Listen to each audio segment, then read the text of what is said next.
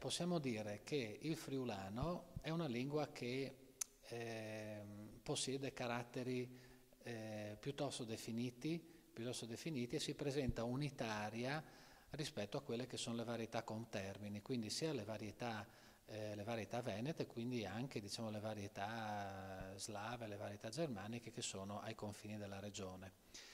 Tuttavia, pur essendo una varietà che ha contorni così definiti, così netti, così unitari, all'interno dell'area friulana possiamo riconoscere una serie di dialetti.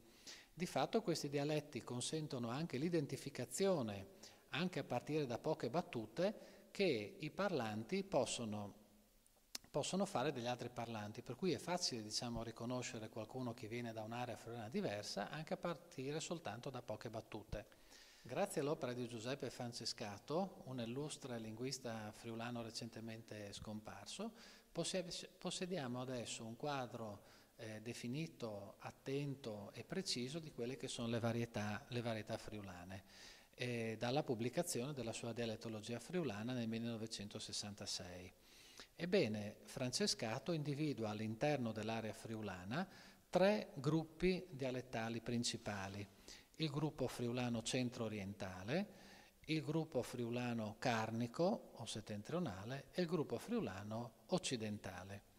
All'interno delle varietà centro-orientali troviamo quelle sostanzialmente della provincia di Udine e della provincia di Gorizia, compresa la Bassa Friulana naturalmente. All'interno del gruppo carnico settentrionale abbiamo le varietà della Carnia e della Val Canale, Canal del Ferro. All'interno del gruppo occidentale abbiamo le varietà friulane della destra tagliamento, fino alla Livenza.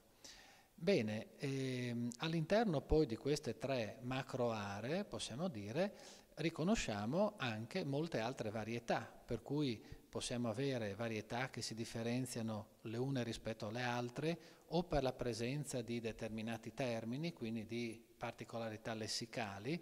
Per esempio è tipico del friulano goriziano la presenza di molti tedeschismi moderni, come anche naturalmente nell'area di contatto tra il friulano e lo sloveno abbiamo delle varietà che contengono numerosi e maggiori prestiti dalle parlate slave contermini.